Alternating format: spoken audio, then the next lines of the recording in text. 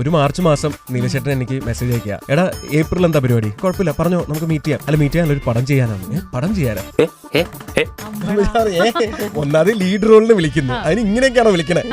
ഒരു മര്യാദ കേട്ടത്. Movie itself is kind of ഭയങ്കര കോംപ്ലിക്കേറ്റഡ്. സോ ഫസ്റ്റ് ഇത് കഥ കേട്ടപ്പോൾ തന്നെ എനിക്ക് നിത്യ കഥാപാത്രത്തെ കാട്ടി കൂടുതൽ എന്തൊരു മലയാളം ഇത് അതേക്കാട്ടി കൂടുതൽ എനിക്ക് അങ്ങനെ വലിയ സ്റ്റാർ കാസ്റ്റ് ഒന്നും ഇല്ല, എല്ലാവരും പുതിയ ആളുകളാണ്. ആക്ച്വലി എക്സ്പീരിയൻസ്ഡ് ആയിട്ടുള്ള ഒരു ലീഡ് ആക്ടർ എന്ന് പറഞ്ഞു കഴിഞ്ഞാൽ നമുക്ക് ഹന്ന മാത്രമാണ്. അതെ, എനിക്കൊരു തള്ളു നല്ല കാര്യമില്ലേ? ഇതിന്റെ പോസ്റ്റർ എല്ലാവരും ഭയങ്കരമായിട്ട് ശ്രദ്ധിച്ചിട്ടുണ്ടാവും. ലീഡ് റോളിൽ വരുന്ന 2 പേരും അവരുടെ മേല് മുഴുവൻ ചായമാണ്, ചിത്രമാണ്. തന്നെയാണെങ്കിലും ഞാനാണെങ്കിലും പുതിയതായിട്ട് എന്തെങ്കിലും ഒരു ഐഡിയ ആയിട്ട് ഉടനെ പിന്നെന്താ ചെയ്യാലോ എന്ന് പറയും. പിന്നെയാണ് ആലോചിക്കുന്നത്, ഓ ഇത് ഇത്തിരി പണിയാണ്. എനിക്കാണെങ്കിൽ കുറച്ച് ഷേവ് ചെയ്യേണ്ടി വന്നു, എന്നിട്ട് പിന്നെ ഇങ്ങനെ നിൽക്കണം. അതാണെങ്കിൽ നമ്മളിങ്ങനെ നെഞ്ച് നിവർത്തി നിൽക്കുമ്പോഴേ നമുക്ക് ഒന്ന് ചുരുങ്ങി കഴിഞ്ഞാൽ പിക്ചർ മാറും. അപ്പൊ അത് ചുരുങ്ങാത്ത രീതിയിൽ ഒരു 3 മണിക്കൂർ അങ്ങനെ നിൽക്കുക. ഹന്നയ്ക്കാണെങ്കിൽ അറിയാലോ, തിരിഞ്ഞു നിൽക്കണം. ഏറ്റവും ബുദ്ധിമുട്ട് എന്തായിരുന്നു? അത് കളയാൻ ഇത് 3 മണിക്കൂർ ചെയ്യാനുണ്ടെങ്കിൽ തേച്ച് മാറ്റി കളയാൻ 2 മണിക്കൂർ എടുക്കും. Dubbing pace you well, kind of much better than theatre. അപ്പൊ അങ്ങനെ ഡബിങ്ങിൽ കയറി കൊച്ചി TV എന്ന് പറഞ്ഞിട്ട് എപ്പിസോഡ് ഡബ് ചെയ്ത ഒരു 350 രൂപ കിട്ടും. ഒരു 5-6 എപ്പിസോഡ് ഒറ്റയടിക്കാൻ ഡബ് ചെയ്യാം. അപ്പൊ ഒരു 10,000-2000 രൂപ കൈ കിട്ടും. എനിക്ക് ക്രിസ്മസ് പാപ്പയെ കാണണം, ഞാൻ വരുമ്പോ തന്നെ ക്രിസ്മസ് പാപ്പയെ കൊണ്ടുവരാം കേട്ടോ. ഇങ്ങനെയൊക്കെയാണ്.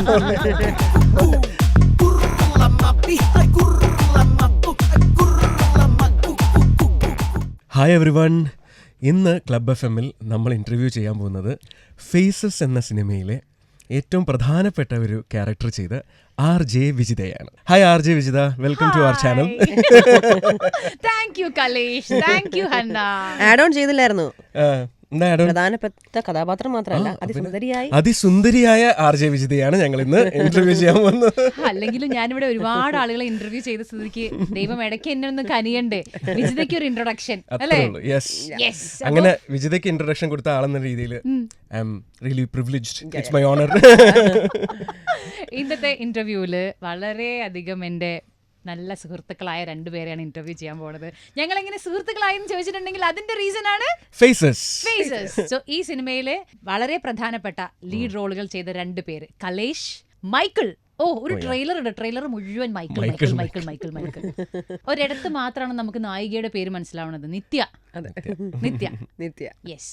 ആൻഡ് ഞാൻ സാറ. നിത്യ, സാറ, മൈക്കിൾ. ഇനിയും പക്ഷേ ഏറ്റവും ഇമ്പോർട്ടന്റ് ആയിട്ടുള്ള നമ്മുടെ ട്രെയിലറിലെ ഏറ്റവും ഇമ്പോർട്ടന്റ് ഡയലോഗ് പറയുന്നത് സാറയാണ്. മൈക്കിൾ നിന്റെ മുമ്പിൽ വന്ന് നിന്നാൽ നീ എങ്ങനെ തിരിച്ചറിയും? അതിന്റെ ഉത്തരം നമുക്ക് 6-ാം തീയതി അറിയാം. അപ്പൊ ഏറെക്കുറെ ഒരുപാട് പേർക്ക് ഒരു സസ്പെൻസ് ഫീൽ തന്നിട്ടില്ല. അയ്യോ ഇത് എന്താണിത്, ഈ സിനിമ എന്തൊക്കെയാ പറയാൻ പോണത്, പ്രണയമുണ്ടെന്ന് നമുക്ക് മനസ്സിലാവും. പിന്നെ ആ കൂടി ഒരു കൺഫ്യൂഷൻ ആണ് അല്ലേ? അപ്പൊ ഫേസസ് മൂവി നീലേഷ് ഡയറക്ട് ചെയ്ത്, നീലേഷും അതുപോലെ തന്നെ സുമനും സ്ക്രിപ്റ്റ് എഴുതിയിട്ടുള്ള സിനിമയാണ്. നമുക്കൊരു ഡെബ്യൂ ഡയറക്ടറെ കിട്ടുകയാണ് നീലേഷിലൂടെ. അതും വളരെ വ്യത്യസ്തമായിട്ടുള്ള ഒരു തീമിലൂടെ വരുന്ന ഒരു സിനിമ എന്നുള്ള പ്രത്യേകത ഉണ്ട് ഫേസസ്. നിങ്ങൾ 2 പേരും ഇപ്പൊ കലേഷ് എങ്ങനെയാണ് നീലേഷുമായിട്ട് കണക്ട് ആവുന്നത്? നിങ്ങൾ എങ്ങനെയാണ് അതിന് എൻട്രി വന്നത്? ഓക്കെ, നീലേഷേട്ടനായിട്ട് കണക്ട് ആവുന്നത് മറ്റൊരു സിനിമയുടെ ഒരു കാസ്റ്റിങ്ങിൻ്റെ വേളയിലാണ്. പക്ഷെ ആ സിനിമ സംഭവിച്ചില്ല. താരം എന്ന് പറഞ്ഞിട്ട് ഹൃദയം കഴിഞ്ഞ് നിൽക്കുന്ന ടൈമിൽ എനിക്ക് ഈ പോളി ജൂനിയർ പിക്ചേഴ്സിൻ്റെ ഒരു കോൾ വരുന്നു, താരത്തിൽ ഒരു പരിപാടിക്ക് വേണ്ടിയിട്ട്. അപ്പം അവിടെ ചെന്നു. ഡയറക്ടർ വിനയ് ഗോവിന്ദ് ചേട്ടനെ കണ്ടു. അവിടുത്തെ അസോസിയേറ്റ് ഡയറക്ടറായിരുന്നു നീലേഷ്. അന്ന് എൻ്റെ ഒരു സ്ക്രീൻ ടെസ്റ്റ് പോലെ ഒരു ഓഡിഷൻ 1-2 സീൻസ് നമ്മൾ ചെയ്തു. അത് നീലേഷേട്ടനാണ് ഷൂട്ട് ചെയ്തത്. അതിനുശേഷം പിന്നെ നീലേഷേട്ടനും ഞാനും എപ്പോഴും കോൺടാക്റ്റിലുണ്ട്. പക്ഷെ ആ സിനിമ സംഭവിച്ചില്ല. അതിന് പകരം ഞങ്ങൾ ഒരുമിച്ചൊരു സിനിമ ചെയ്തു. അതാണ് സത്യം, സംഭവിച്ചത് അതാണ്. പക്ഷെ നീലശേട്ടൻ എന്നെ ഇതിലേക്ക് വിളിക്കുന്നത് പെട്ടെന്ന് ഒരു മാർച്ച് മാസം നീലശേട്ടൻ എനിക്ക് മെസ്സേജ് അയക്കുക, എടാ ഏപ്രിൽ എന്താ പരിപാടി? ഞാൻ പറഞ്ഞു, ഏപ്രിലിൽ ഇപ്പോൾ ഒരു വെബ് സീരീസിന്റെ ഷൂട്ടിലാണ് നീലശേട്ടൻ, പക്ഷെ കുഴപ്പമില്ല, പറഞ്ഞോ, നമുക്ക് മീറ്റ് ചെയ്യാം. അല്ല, മീറ്റ് ചെയ്യാൻ ഒരു പടം ചെയ്യാനാണ്. പടം ചെയ്യാനാ? പറഞ്ഞ് ആടാ, ഒരു പരിപാടി ഓൺ ആയിട്ടുണ്ട്, നീ ഏപ്രിലിൽ ഫ്രീ ആണെങ്കിൽ നമുക്കൊരു 25 ദിവസം ഷൂട്ട് ചെയ്യാന്ന്. ഒന്നാമത് ലീഡ് റോളിന് വിളിക്കുന്നു, അതിന് ഇങ്ങനെയൊക്കെയാണോ വിളിക്കണേ? ഒരു മര്യാദ കേട്ടത്. അപ്പോൾ ഞാൻ പറഞ്ഞു, നീലേഷ നമുക്ക് കഥയൊന്ന് കേൾക്കാം എന്ന് പറഞ്ഞിട്ട് അങ്ങനെ ഞാൻ ആ ഷൂട്ടിൻ്റെ ഒരു ബ്രേക്കിൻ്റെ ടൈമിലാണ് ഞങ്ങളൊരു സൂം കോളിലാണ് കഥ പറയുന്നത് നീലേഷേട്ടൻ. അപ്പോൾ തന്നെ എനിക്ക് ഭയങ്കരമായിട്ട് കണക്ട് ആവുന്നതിനേക്കാളും കൂടുതൽ എക്സൈറ്റഡ് ആയി ഞാൻ. ഈ പറഞ്ഞ പോലെ നിത്യ കാണുന്ന എല്ലാ പുരുഷന്മാർക്കും മൈക്കിളിൻ്റെ മുഖം, ആ മൈക്കിളാണ് ഞാൻ. എൻ്റെ അമ്മോ, ഇതിപ്പം എങ്ങനെ ചെയ്യും എന്നുള്ളതൊക്കെ ചോദ്യങ്ങളൊക്കെ. പിന്നെ ആദ്യം ഈ ഐഡിയയിൽ എക്സൈറ്റഡ് ആവുക എന്നുള്ളതാണ്. പിന്നെ സ്ക്രീൻ പ്ലേ കേട്ടപ്പോൾ നീലേഷേട്ടാ ഇതൊക്കെ ഇങ്ങനെയൊക്കെ ചെയ്യാൻ പറ്റുമോ, നമുക്ക് ചെയ്ത് നോക്കാം. ഇതുവരെ ആരും ചെയ്തിട്ടില്ലാത്ത പോലത്തെ ഒരു പരിപാടി ആയതുകൊണ്ട് നമുക്കൊരു ആശങ്ക ഉണ്ടാവും. എന്നാലും ആദ്യമായിട്ടൊരു ലീഡ് ചെയ്യുമ്പോഴത്തേക്കും അതിലൊരു വെറൈറ്റി അല്ലെങ്കിൽ ഒരു ഡിഫറെന്റ് പുതുമ എന്നൊക്കെ പറയില്ലേ, ലിറ്ററലി പുതുമയുള്ള ഒരു സിനിമയാണ്. അപ്പൊ നീലേഷേട്ടനെ വിശ്വസിച്ച് ഞാനും, എന്നെ വിശ്വസിച്ച് നീലേഷേട്ടനും ഇറങ്ങി. അങ്ങനെയാണ് ഇത് സംഭവിച്ചത്. ഇതില് ഈ മൈക്കിളിനെ ഇങ്ങനെ എല്ലായിടത്തും കാണുന്നത് ആരാണ് കാണുന്നത് വെച്ചാൽ അത് നിത്യാണ്. അപ്പൊ ഓഫ് കോഴ്സ് ഹന്ന റിജി കോഷിയുടെ ക്യാരക്ടർ വളരെ ഇമ്പോർട്ടന്റ് ആണ്. അതിലൂടെയാണ് ഇങ്ങനെ കഥ പോണത്. അപ്പോ എങ്ങനെയാണ് ഹന്ന ഇതിലേക്ക് എത്തിയത്? ഇതുപോലെ തന്നെ ഒരു അൺഎക്സ്പെക്റ്റഡ് ആയിട്ട് ഒരു കോൾ വരുന്നു. നീലേഷേട്ടനെ വിളിച്ചു. So I was in Chennai അന്നേരം. സോ ഈ കോൾ മീ ടോൾ മീ ഇങ്ങനൊരു മൂവി ഓൺലൈൻ പറഞ്ഞു. നറേഷൻ നോക്കുമ്പോൾ നമുക്ക് ഭയങ്കര കൺഫ്യൂസിങ് വരും. കാര്യം movie it self is kind of ഭയങ്കര കോംപ്ലിക്കേറ്റഡ്. സോ ഫസ്റ്റ് ഇത് കഥ കേട്ടപ്പോൾ തന്നെ എനിക്ക് നിത്യ കഥാപാത്രത്തെ കാട്ടി കൂടുതൽ, എന്തൊരു മലയാളം ഇത്, അതേക്കാട്ടി കൂടുതൽ എനിക്ക് I'm like how technical സൈഡായിരുന്നു എനിക്കിപ്പോഴും ഡൗട്ട് തോന്നിയത്. Like how will he execute this on screen, അല്ലെങ്കിൽ എങ്ങനെ ഇത് എടുക്കും, അല്ലെങ്കിൽ ഞാൻ എങ്ങനെ ഇനി അത് അഭിനയിക്കണം, അല്ലെങ്കിൽ എങ്ങനെയായിരിക്കണം ഈ, because simultaneously I'm seeing everyone മൈക്കിളായിട്ട് കാണുന്നു. സോ ദാറ്റ് കൺഫ്യൂസിങ് തിങ് ആയിരുന്നു എനിക്ക് കൂടുതൽ. ചാലഞ്ചിങ്ങും ആണ്, എക്സൈറ്റ്മെന്റും ആണ്, രണ്ടും കൂടെ ഒരുമിച്ച് വരുമല്ലോ. സോ ആ ഒരു ഫീലിംഗ് ആയിരുന്നു. So there was no second thought for me. Immediately within 1 month, I think by December we met, crew ആയിട്ട് മീറ്റ് ചെയ്തു. ആൻഡ് ദെൻ എനിക്ക് അന്നേരം നറേഷൻ മൊത്തം എനിക്കപ്പോൾ ഫുൾ ഡൗട്ടായിരുന്നു. ഫസ്റ്റ് മീറ്റിങ്ങിൽ എനിക്ക് ഒരു ലിസ്റ്റ് ഓഫ് ഡൗട്ടും കൊണ്ടാണ് ഞാൻ പോകുന്നത്, ഇതെങ്ങനെയാണ് അതെങ്ങനെ. ആൻഡ് നീലേഷേട്ടൻ ഹീസ് ലൈക്ക്, ഇത് ഒരു ഡെബ്യൂ മൂവിയാണെന്ന് കാണുന്നവർക്ക് തോന്നില്ല. And that is his quality. He's A quality film maker. Because ഒരു ഫസ്റ്റ് മൂവി ഇത്രമാത്രം ഫോർ മീ, എനിക്കത് കാണുമ്പം, ഓരോ ഫുട്ടേജസ് കാണുമ്പം I feel how much effort he has put in. അല്ലെങ്കിൽ അതിന് ആ ഒരു ഐ വുഡ് സേ അത്രമാത്രം പ്രിസൈസ് ആയിട്ട് ഇത്ര ഇതായിരുന്നു. സോ ഫോർ മീ അങ്ങനെ ഒരു കോൾ വന്നപ്പം എക്സൈറ്റ്മെന്റോട് കൂടി അങ്ങ് എസ് പറയായിരുന്നു. ആ ഒരു ജേർണിയിലേക്ക് ഭാഗമാകുമായിരുന്നു. There was no second thought. പിന്നെ നല്ലൊരു ഫ്രണ്ട്ലി അറ്റ്മോസ്ഫിയർ. ഞാൻ ഈ പറഞ്ഞ പോലെ തന്നെ സെറ്റില് ഇവരുടെ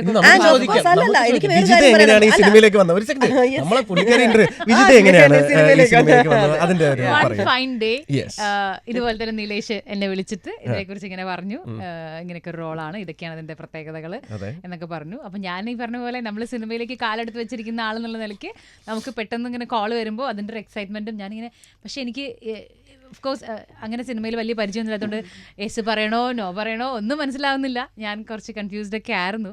പക്ഷേ ഈ എന്നെയും അട്രാക്ട് ചെയ്ത ഫാക്ടർ എന്ന് പറയുന്നത് ഈ കഥയുടെ ഇമ്പോർട്ടൻസ് ആണ്. അല്ലെങ്കിൽ ഇതുവരെ ഇങ്ങനെ കാണാത്ത, എനിക്കും തലയിൽ കുറേ ചിന്തകളുണ്ടായിരുന്നു. പക്ഷെ ഞാൻ എന്താ വെച്ചാൽ അത്ര ഞാൻ ബോധേഡ് ആവണ്ടല്ലോ എന്നുള്ളതുകൊണ്ട് ഞാൻ പിന്നെ ഓക്കെ ശരി. അപ്പം അങ്ങനെ പിന്നെ നിലേഷ് വളരെ ഡീറ്റെയിൽ ആയിട്ട് നമുക്ക് ആള് ഫോണിലൂടെ സംസാരിക്കുമ്പോൾ അറിയാലോ, വളരെ ഒരു നമുക്കിങ്ങനെ എന്താ പറയാ, യെസ് യെസ് ഞാനിതില് ഓക്കെ പറയുന്നു എന്ന് പറയാൻ തോന്നുന്ന രീതിക്ക് തന്നെയാണ് നന്നായിട്ട് നമ്മളോട് സംസാരിക്കാം. നിങ്ങൾ ആരും കാണാത്ത ഇവിടെ നീലേഷേട്ടൻ ഇരിപ്പുണ്ട് കേട്ടോ. ഇരിക്കുന്നുണ്ട്.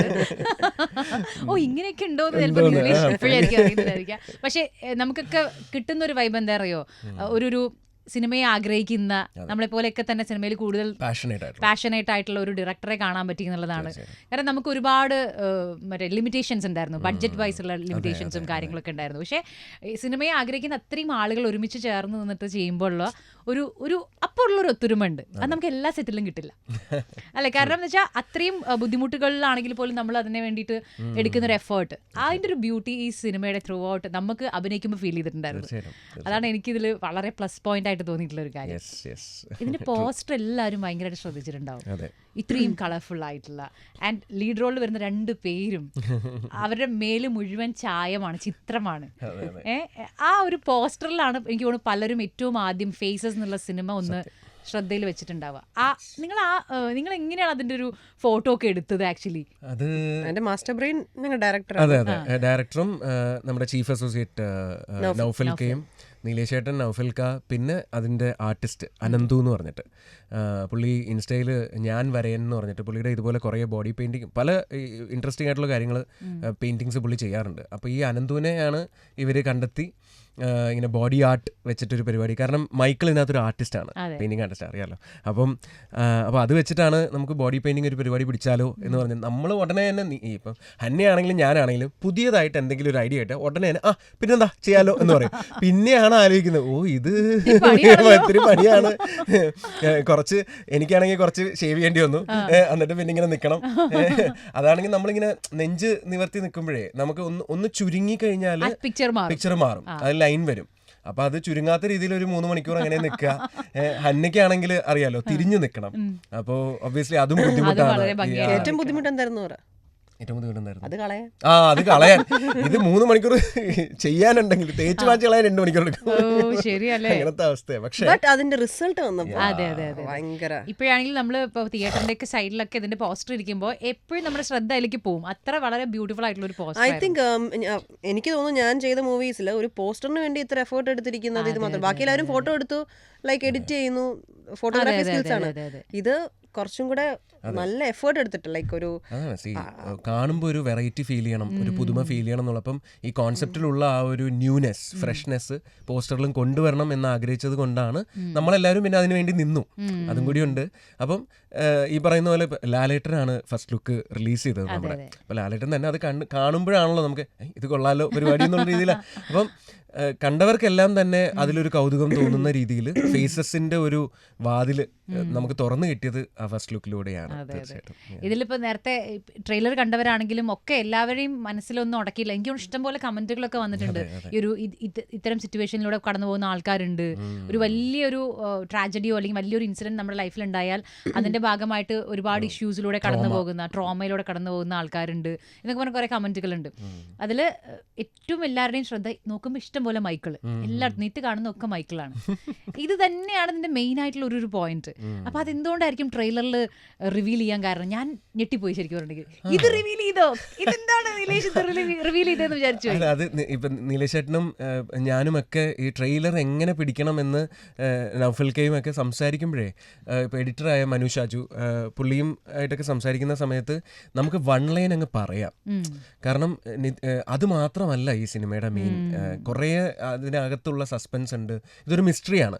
ഈ മിസ്റ്ററി എന്താണെന്ന് പറഞ്ഞു കഴിഞ്ഞാൽ ആളുകൾക്ക് ഒരു കൗതുകം തോന്നുമല്ലോ. നമ്മുടെ പടത്തിൽ അങ്ങനെ വലിയ സ്റ്റാർ കാസ്റ്റ് ഒന്നും ഇല്ല, എല്ലാവരും പുതിയ ആളുകളാണ്. അപ്പം ആക്ച്വലി എക്സ്പീരിയൻസ്ഡ് ആയിട്ടുള്ള ഒരു ലീഡ് ആക്ടർ എന്ന് പറഞ്ഞു കഴിഞ്ഞാൽ നമുക്ക് ഹന്ന മാത്രമാണ്. അതെ, നല്ല കാര്യമല്ലേ. എല്ലാവർക്കും അറിയാവുന്ന ഒരു ഹീറോയിൻ അല്ലേ, കലേഷിനെ സെൽവ എന്ന് പറഞ്ഞറിയാം കുറെ പേർക്ക്. അത് ഹൃദയത്തിൽ അത് ഏറ്റെടുത്തൊരു സാധനമാണ്. അയ്യോ, ഞാൻ ആക്ച്വലി ഫസ്റ്റ് ഇവരെ കാണുന്നത് നേരെ കാരവാൻ എന്നാണ്. ഞാനിങ്ങനെ സെൽവ, എനിക്ക് സെൽവ എന്ന് പറഞ്ഞാൽ വളരെ ഇഷ്ടമാണ്. ഞാൻ പോയിട്ട് സെൽവ എന്ന് പറഞ്ഞിട്ടുള്ള കാര്യം പറഞ്ഞിട്ടാണ് ഞാൻ സംസാരിക്കുന്നത്. ഞാനും സംസാരിച്ചു സിനിമ കണ്ട്. സെൽവ അതുണ്ടാക്കിയ ഇമ്പാക്ട് ഒന്നും എന്റെ അമ്മോ അതറിയില്ല. സെൽവയ്ക്ക് അറിയില്ല സെൽവയുടെ വില. എത്ര കരയിപ്പിച്ചു ഞങ്ങളെന്നറിയോ. സത്യം എനിക്കത് ഭയങ്കര ഈ ആളുടെ കൂടെയൊക്കെ അഭിനയിക്കണു എന്നുള്ളത് വലിയൊരു, അയ്യോ ഞാനിങ്ങനെ മിണ്ടോ സംസാരിക്കുവോ പിന്നെന്താ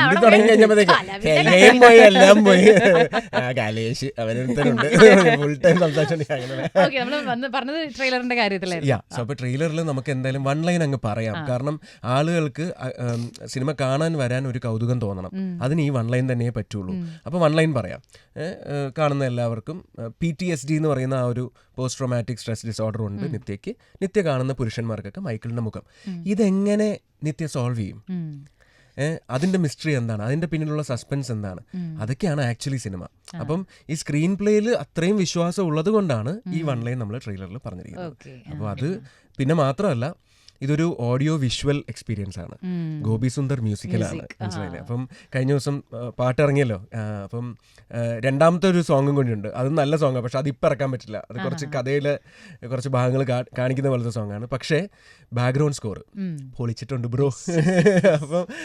അപ്പം ഞങ്ങളിപ്പം പ്രിവ്യൂ കഴിഞ്ഞ ദിവസം ജസ്റ്റ് ഒന്ന് കാണുമ്പോഴത്തേക്കും ഒരു ആ ബാക്ക്ഗ്രൗണ്ട് സ്കോറിൽ ഗോപിച്ചേട്ടൻ നല്ലപോലെ ഇതിനെ എലിവേറ്റ് ചെയ്തിട്ടുണ്ട്. അപ്പം അതുകൊണ്ട് തന്നെ തീർച്ചയായിട്ടും തിയേറ്ററിൽ വന്ന് കാണേണ്ട, തിയേറ്റർ എക്സ്പീരിയൻസ് ചെയ്യേണ്ട ഒരു സിനിമ തന്നെയാണിത്. BK ഹരിനാരായണന്റെ വരികൾ, ഗോപി സുന്ദർ വീണ്ടും മലയാളത്തിൽ വരുന്നു എന്നൊക്കെ പറഞ്ഞ ഒരുപാട് അങ്ങനത്തെ കുറെ കമന്റ്സ് ഉണ്ട്. ഇനി അങ്ങോട്ട് ആ തരംഗമാവട്ടെ എന്നൊക്കെ. അദ്ദേഹത്തിന്റെ ഒരു കംബാക്ക് ആവട്ടെ എന്ന് തന്നെയാണ് ഞങ്ങൾ ആഗ്രഹിക്കുന്നത്. അത്രയും വർക്ക് ചെയ്തിട്ടുണ്ട്. അദ്ദേഹത്തിന്റെ അടുത്ത് നമ്മൾ ചെല്ലുന്നത്, നീലേശ്വരൻ അദ്ദേഹത്തിന്റെ അടുത്ത് ചെല്ലുന്നത് സിനിമയുടെ ഷൂട്ടിന് ശേഷമാണ്. ടോക്കി പോർഷൻ മൊത്തം ചെയ്തതിന് ശേഷമാണ് ചെല്ലുന്നത്. അപ്പം അദ്ദേഹവും അത് കണ്ടിട്ട് ഇൻസ്പയർ ആയിട്ട് വർക്ക് ചെയ്യുന്ന ഒരു പരിപാടി ഉണ്ടല്ലോ. അതെ അതെ അതെ. അപ്പോൾ അത് ശരിക്കും നമുക്ക് ഗുണം ചെയ്തിട്ടുണ്ട്. പിന്നെ ഇതിൽ ഇപ്പം നിങ്ങളുടെയൊക്കെ പ്രണയത്തിൻ്റെ ആ ഒരു സീക്വൻസുകളൊക്കെ നമ്മൾ കാണുന്നെങ്കിലും നിത്യയുടെ ഫേസ് എന്ന് പറയുന്നത് കുറച്ച് കഴിഞ്ഞാൽ ആകെ ഒരു എന്താ പറയുക ഡള്ളാവുകയാണ്, ആളൊരു ട്രോമയിൽ നിൽക്കുകയാണ്. ആ ഒരു സാധനം പിടിക്കാനായിട്ട് ബുദ്ധിമുട്ടായിരുന്നു. ഒരു ബുദ്ധിമുട്ട് കടന്നു പോകുന്ന ടൈമായിരുന്നു. അല്ല വിജിക്കറിയാലോ എന്താ കേൾക്കുന്നവരും കാണുന്നവരുടെയും ശ്രദ്ധയ്ക്ക് നിത്യ അഭിനയിച്ചതല്ല, ജീവിക്കുകയായിരുന്നു. അത് വിജിക്കറിയാം, എല്ലാവർക്കും അറിയാം. അത് അങ്ങനെയല്ല. നമുക്കിപ്പം like from if you have an experience അല്ലെങ്കിൽ റിയൽ ലൈഫിൽ എന്തെങ്കിലും ഉണ്ടെങ്കിൽ ഓട്ടോമാറ്റിക്കലി ഇറ്റ് റിഫ്ലെക്ട്സ് ഓൺ നമ്മുടെ ഫേസിൽ. സോ ഈ നിത്യ കഥാപാത്രം is going through so much of trauma. അപ്പൊ റിയൽ ലൈഫ് ട്രോമയും റിയൽ ലൈഫ് 100 ട്രോമയും നിത്യ ട്രോമയും കൂടെ ആയപ്പോ അങ്ങ് സെറ്റായി. ഞാൻ കേട്ടത് നീലേഷ് അയ്യോ ഇങ്ങനെ ഹന്നയ്ക്ക് വയ്യല്ലോ എന്ന് പറയുമ്പോൾ നീലേഷ് സൈലന്റ് ആയിട്ട് ഇരിക്കട്ടെ, നമുക്ക് നല്ല ഗുണമാണ്, അങ്ങനെ തന്നെ നന്നായിട്ട് അവളുടെ ആ പ്രശ്നം അങ്ങനെ തന്നെ എലിവേറ്റ് ചെയ്ത് പോലെ. ചില ദിവസങ്ങൾ വരുമ്പോൾ നീലേഷേടൻ കാണുമ്പോൾ നീലേഷേടൻ സന്തോഷം, ഇന്ന് നല്ല മൂഡൗട്ടാ വരുന്നത്, സെറ്റ് നേരെ ആക്ഷനിലേക്ക് വിടാം. അത് മിക്ക ദിവസവും ഞാൻ മെയിൻറ്റെയിൻ ചെയ്തു എന്നുള്ളതാണ്. അതെ, അതിന് വേണ്ടിട്ട് പിന്നെ ഞാൻ ഭയങ്കര മൂഡ് ഔട്ട് ആയിട്ട് തന്നെ ഇരിക്കാൻ തുടങ്ങി. ഇടയ്ക്ക് പക്ഷേ ഒരു പ്രശ്നം എന്തായിരുന്നു വെച്ചാൽ ഇടയ്ക്ക് നമുക്ക് നിത്യനെ കാണാൻ പറ്റില്ല. നിത്യ ഏതെങ്കിലും പൂച്ചേന്റെയോ പട്ടിയുടെയോ ഒക്കെ പിന്നാലെ പോയി അതിന്റെ ഉള്ളിൽ കൊഞ്ചിച്ചിട്ടൊക്കെ ഇരിക്കുന്നതായിരിക്കും. മനുഷ്യന്മാരെക്കാളും കൂടുതൽ താല്പര്യം പട്ടികളോടും പൂച്ചകളോടുമാണ്, മിണ്ടാപ്രാണികളോടാണ് താല്പര്യം. ഇതില് ഈ പറഞ്ഞ പോലെ മൈക്കിളിന്റെ എല്ലാം മൈക്കിൾ ആയതുകൊണ്ട് തന്നെ ഇതിന്റെ ഏറ്റവും വലിയൊരു പാടുള്ള ഏരിയ ഹാൻഡിൽ ചെയ്തിട്ടുള്ളത് നമ്മുടെ കോസ്റ്റ്യൂം ടീമായിരിക്കും. ഞങ്ങൾക്ക് കോമഡി ആയിരുന്നു. കാരണം നമ്മൾ നോക്കുമ്പോൾ ഒരേ വേഷത്തിൽ അർജുൻ നിൽക്കുന്നുണ്ടായിരിക്കും, ഒരേ വേഷത്തിൽ നമുക്ക് കലേഷിനെ കാണാം, അങ്ങനെ കുറേ ഉണ്ടല്ലേ. അതുപോലെ തന്നെ ഇപ്പൊ പോലീസ് ഓഫീസറിന്റെ വേഷത്തില്, പിന്നെ രാഷ്ട്രീയക്കാരന്റെ നിത്യയുടെ അച്ഛന്റെ വേഷത്തിലുണ്ടായിരുന്നു ഒരു സീനില്, മൈക്കിളിന്റെ തന്നെ അച്ഛന്റെ വേഷത്തിലുണ്ട് ഒരു സീനില്. അപ്പം ഞാൻ പറയുന്നത് എടുക്കുന്ന ആളുകൾക്ക് ആക്ച്വലി ഇപ്പൊ കോസ്റ്റ്യൂം എന്ന് പറഞ്ഞതുപോലെ തന്നെയാണ് ക്യാമറ ടീമിനും. ക്യാമറ ഇപ്പൊ കോളിൻസ് ആണ് ഇതിന്റെ DOP. ഇപ്പൊ കോളിൻസ് ചെയ്യുമ്പോഴും നമുക്ക് നിത്യയുടെ പുറകില് ക്യാമറ വരുന്നത് വരെ അവിടെ ആ ആക്ടർ ആയിരിക്കണം. അത് കഴിഞ്ഞ് ഇങ്ങോട്ടേക്ക് വരുമ്പോഴത്തേക്ക് ഞാനാവും അവിടെ, കാരണം അപ്പൊ അത് നിത്യയുടെ പോയിന്റ് ഓഫ് വ്യൂ ആണ്. പിന്നെ ആ ട്രോളി അങ്ങനെ തിരിഞ്ഞ് എന്റെ തലയുടെ പുറകിൽ വരുമ്പോ ഞാൻ മാറി മറ്റേ ആൾ വന്നിരിക്കണം. അപ്പൊ ഇങ്ങനെയൊക്കെ നമ്മൾ കുറെ ഷൂട്ട് ചെയ്തിട്ടുണ്ട്. അതിനിപ്പം BTS വരുമ്പോ നമുക്ക് കാണിക്കാം, പടം ഇറങ്ങിയതിന് ശേഷം. അപ്പം എല്ലാവർക്കും ശരിക്കും പറഞ്ഞു കഴിഞ്ഞാൽ ഈ സെറ്റില് ഇരട്ടിപ്പണിയായിരുന്നു. എസ്പെഷ്യലി ഡയറക്ടർക്കും അതിന്റെ മെയിൻ ക്രൂവിനും മാത്രമേ ആക്ച്വലി എന്താണ് ഷൂട്ട് ചെയ്യുന്നതെന്ന് അറിയത്തുള്ളൂ. ബാക്കിയുള്ള ക്രൂവിൽ ഇരിക്കുന്ന ആൾക്കാർ ഇവരെന്തായി ഈ പരിപാടി, ഇവർക്ക് അറിയില്ല എന്ന് തോന്നുന്നു, സംതിങ് അമച്വർ അബൌട്ട് ഇറ്റ് എന്നുള്ള രീതിയിൽ എടുത്തത്. നമ്മുടെ ക്രൂവിൽ കുറച്ച് തമിഴൻ ആൾക്കാരുണ്ടായിരുന്നല്ലോ, ക്യാമറ ക്രൂവിലും ഒക്കെ തമിഴിലെ ആൾക്കാരുണ്ട്. അപ്പം സാർ ഇവർ തെരിയാതെന്ന് നിனைக்கிறேன் സാർ, എടുത്തിട്ടിരിക്കാங்க സാർ അങ്ങനെയൊക്കെ പറയുന്നത്. പക്ഷെ ഡയറക്ടർക്ക് അറിയുള്ളൂ എന്താ പരിപാടി. ഡയറക്ടറെ ടീസ് ചെയ്യാൻ പറ്റുന്ന വളരെ റെയർ ആയിട്ടുള്ള ഒരു ചാൻസ് ആണ് നമുക്ക് സുഖമായിട്ട് ചെയ്യാം. അതെ, അപ്പോൾ അങ്ങനെ ഷൂട്ട് ചെയ്തിട്ടുള്ള ഒരു കോംപ്ലിക്കേറ്റഡ് ഷൂട്ടായിരുന്നു. പക്ഷേ അതിനെ വളരെ സിംപ്ലിഫൈ ചെയ്ത് ഇവർക്ക് ഷൂട്ട് ചെയ്യാൻ പറ്റി എന്നുള്ളതാണ് വലിയ കാര്യം. ഒരു 35 ദിവസത്തിനുള്ളിൽ ഇത്രയും കോംപ്ലിക്കേറ്റഡ് ആയിട്ടുള്ള ഒരേ സീൻ 2 തവണ ഷൂട്ട് ചെയ്യേണ്ടി വരുന്നത്. ഇപ്പൊ ഇത് ഇടയ്ക്കിനി ഇത് ഞങ്ങൾ ആലോചിച്ചു, ഞാൻ തമിഴിൽ 1-2 പടങ്ങളൊക്കെ ചെയ്തിട്ടുണ്ട്, നമുക്ക് ബൈലിംഗ്വൽ ആക്കിയാലോ. ഞാൻ പറഞ്ഞു 2 തവണ ആദ്യമേ ഷൂട്ട് ചെയ്യണം, ഇത് 4 തവണ ആക്കണോ, നമുക്ക് ഡബ് ചെയ്താൽ പോരെ. അപ്പൊ അങ്ങനെ. പക്ഷെ പറഞ്ഞു വരുന്നത് എന്താ വെച്ച് കഴിഞ്ഞാൽ 38 ദിവസമോ 40 ദിവസമോ ഒക്കെ പ്ലാൻ ചെയ്തിട്ട് 34 ദിവസത്തിൽ തീർത്തു നമ്മൾ. അപ്പൊ അത് തന്നെ ഇങ്ങനത്തെ ഒരു സിനിമയ്ക്ക് വലിയൊരു അച്ചീവ്മെന്റ് ആണ്. അതെ അതെ തീർച്ചയായിട്ടും. എനിക്ക് തോന്നുന്നു കലേഷ് ഓൾറെഡി പ്രിവ്യൂവും കാര്യങ്ങളൊക്കെ കണ്ടിട്ടുണ്ട്. എനിക്ക് പേടിയാണ്, കണ്ടിട്ടില്ല. ഇനി തിയേറ്ററിൽ ഫസ്റ്റ് ദിവസമാണ് കാണാൻ പോകുന്നത്. ഞാൻ മിക്ക സിനിമകളിലും കാണാൻ അവസരം വരുമ്പോഴും ഞാൻ കാണാറില്ല. പ്രിവ്യൂ കാണാൻ എനിക്കൊരു പേടിയുണ്ട്, കാണണമെന്ന് ആഗ്രഹം ഉണ്ടാവും. പക്ഷെ എനിക്ക് ഒരു എനിക്കറിയില്ല എന്താന്ന്, പേടിയാണോ ടെൻഷനാണോ എക്സൈറ്റ്മെന്റ് ആണോ എന്താണെന്ന് എനിക്കറിയില്ല.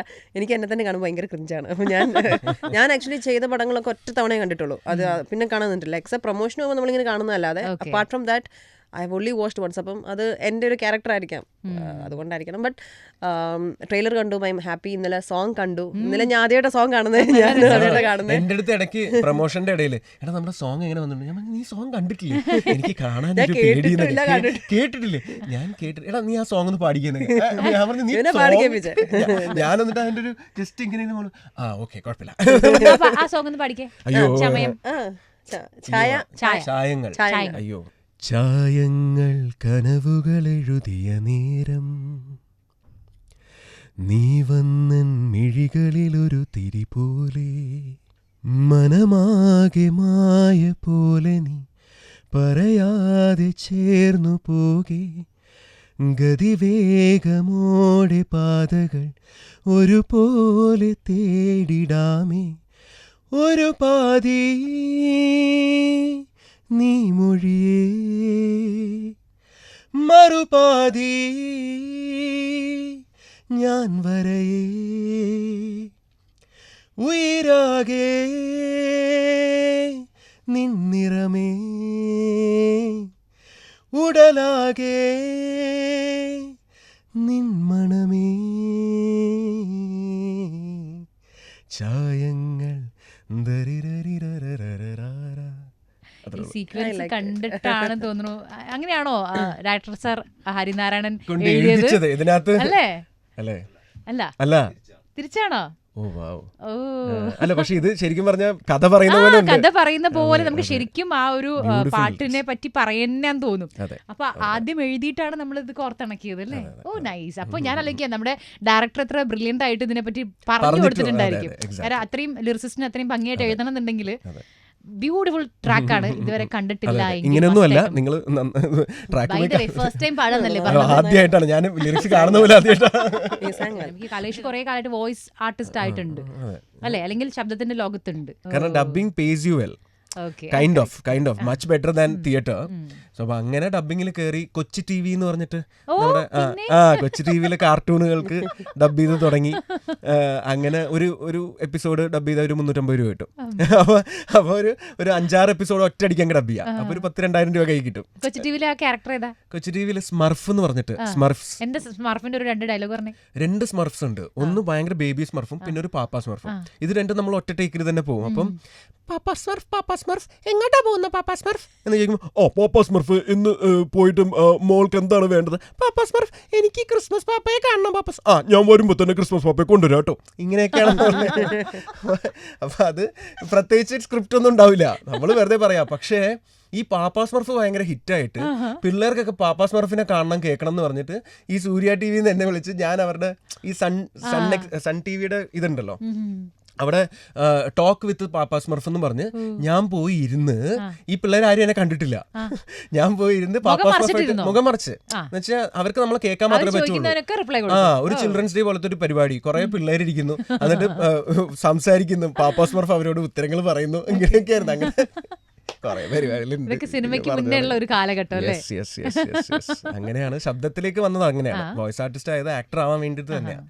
പിന്നെ ഷോർട്ട് ഫിലിംസ് ഒക്കെ ചെയ്യുമ്പോൾ വിനീതേട്ടൻ അയച്ചു കൊടുക്കുക.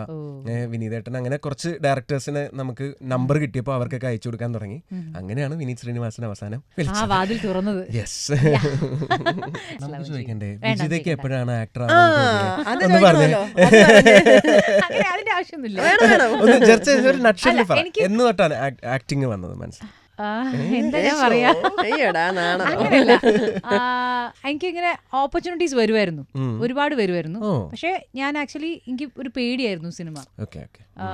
അപ്പൊ ഞാൻ അതുകൊണ്ടൊക്കെ കുറെയൊക്കെ നോ പറഞ്ഞു. പിന്നെ ഞാൻ മുന്നേ വർക്ക് ചെയ്യുന്ന പ്ലാറ്റ്ഫോം ഇതിനൊന്നും അലോ ചെയ്യാത്തതായതുകൊണ്ട് എനിക്ക് അങ്ങനെ കുറെ നല്ല പ്രോജക്റ്റുകൾക്ക് നോ പറയേണ്ടി വന്നു. പിന്നെ നമുക്ക് മിസ്സായ ഓപ്പർച്യൂണിറ്റീസിന്റെ വലിപ്പം എത്രയാന്നുള്ളത് മനസ്സിലാവാൻ തുടങ്ങി. അപ്പോഴും ഉള്ളിൽ എനിക്ക് അഭിനയിക്കാൻ അറിയോ ഇല്ലയോ എന്നുള്ളത് നമുക്ക് ഭയങ്കര കൺഫ്യൂഷൻ ആണല്ലോ. പക്ഷെ മലയം കുഞ്ഞ് എന്ന് പറഞ്ഞ സിനിമയാണ് ഫസ്റ്റ് ഞാൻ അഭിനയിച്ച സിനിമ. അത് വളരെ കുഞ്ഞ് അവിടെ ഇവിടെയൊക്കെ എന്നെ കണ്ടാലായി. പക്ഷെ അത് ഒരു വലിയ സിനിമയായിരുന്നു, ഒരുപാട് ജൂനിയർ ആർട്ടിസ്റ്റ് ഒക്കെ വന്നിട്ട്. അപ്പോഴാണ് ഒരു സിനിമ എന്താണ്, ഇത് എത്ര വലിയൊരു ഓപ്പർച്യൂണിറ്റി ആണ്, ഇതിന്റെ ഒരു വലിപ്പം എന്താണ്, ഇതിൽ അതായത് ചായ കൊണ്ടുതരുന്ന ആൾക്കുള്ളപ്പോൾ ഒരു പാഷൻ ഉണ്ടല്ലോ, അവർക്ക് അതിനോടൊരു പാഷൻ ഉള്ളതുകൊണ്ട് അവരത് ചെയ്യണത്. കുറേ പേരിൽ അത് വിസിബിൾ ആയിരുന്നു. അപ്പോഴാണ് ദൈവമേ ഞാൻ ഈ എത്തി നിൽക്കുന്ന ഈ ഒരു സ്ഥലം എന്ന് പറയുന്നത് എനിക്ക് അത്ര വേണ്ടപ്പെട്ടൊരു സ്ഥലമാണ് ഞാൻ തിരിച്ചറിയണത് അന്നായിരുന്നു. പിന്നെ ഞാൻ വളരെ ക്രേവ് ചെയ്യാൻ തുടങ്ങി നല്ല റോളുകൾക്ക് വേണ്ടിയിട്ട്. പിന്നെ ഞാനിപ്പോഴും സ്റ്റിൽ ആ ജേണിയിലാണ്. ഇല്ല, സിനിമ ഹാസ് ദാറ്റ് അട്രാക്ഷൻ.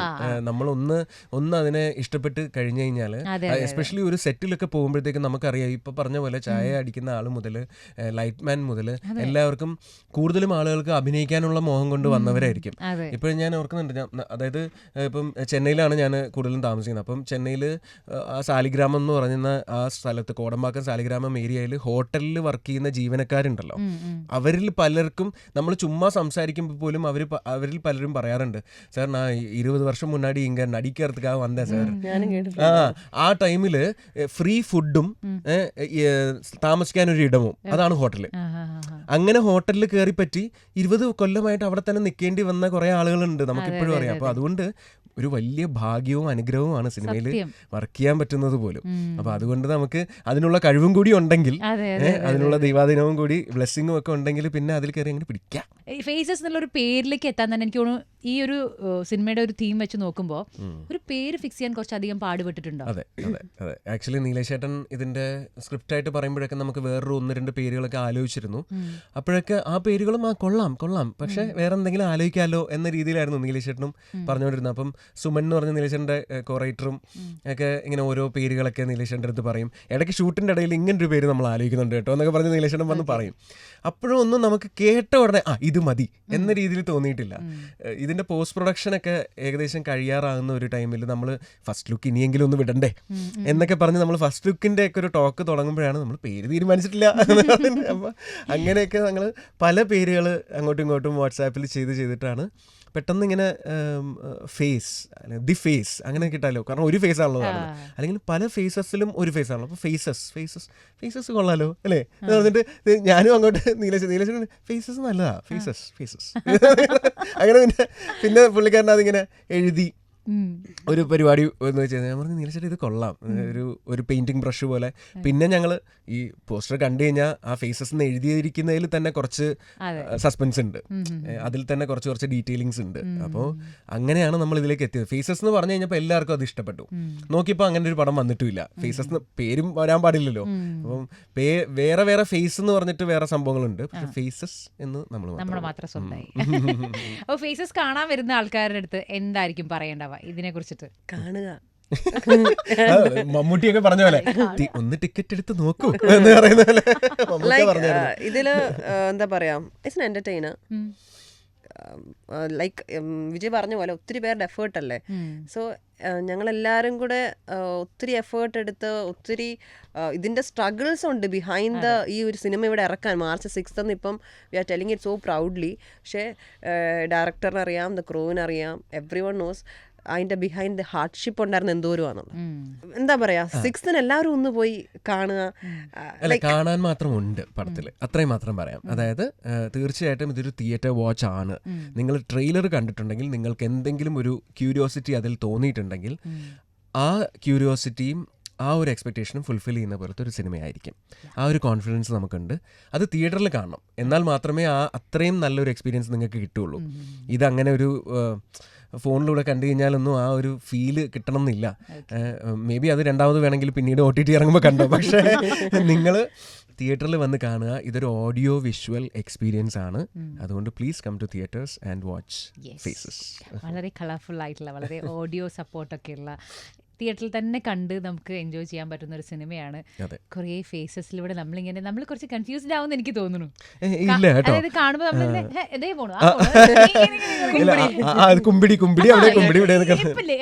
തന്നെ കുറച്ച് നേരം ഒന്ന് ട്രാക്കിൽ കയറാൻ ഇത്തിരി ഒരു ടൈം എടുക്കും. അതാണ് അതിന്റെ രസം. ഫസ്റ്റ് ആക്ട് അല്ലെങ്കിൽ ഒരു ഫസ്റ്റ് 20 minutes വന്ന് നമുക്ക് ഈ നിത്യയുടെ ട്രോമ എന്താണെന്ന് മനസ്സിലാക്കാനും അതിന്റെ ഒരു ബിൽഡിംഗ് ആണ്. മനസ്സിലായി? ആ ബിൽഡിംഗ് ഇങ്ങനെ വന്ന് നമ്മളൊന്ന് സെറ്റ് ആയി കഴിയുമ്പോൾ പിന്നെ നമ്മൾ നിത്യാകും, നമുക്ക് മനസ്സിലാവും. ഓക്കെ അപ്പൊ ആ ഒരു അങ്ങനെ ഒരു രസച്ചരടുണ്ട്. അങ്ങനെ ഒരു പ്രത്യേക ജേർണി നമ്മളിലേക്ക് കൊണ്ടുപോകാൻ പറ്റും. അത് രസമാണ് അല്ലെ. അപ്പൊ ഞങ്ങളുടെ സിനിമ വരികയാണ് സുഹൃത്തുക്കളെ.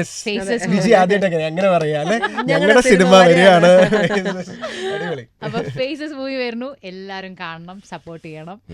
ആൻഡ് പ്രിയപ്പെട്ട രണ്ടുപേർക്കും ആൻഡ് ദ ഹോൾ ടീമിന് എല്ലാവിധ ആശംസകളും ഞാൻ പറയുന്നു. നിങ്ങൾ കരിയറിൽ ഇനിയും ഒരുപാട് മുന്നിലേക്ക് പോട്ടെ. Thank you.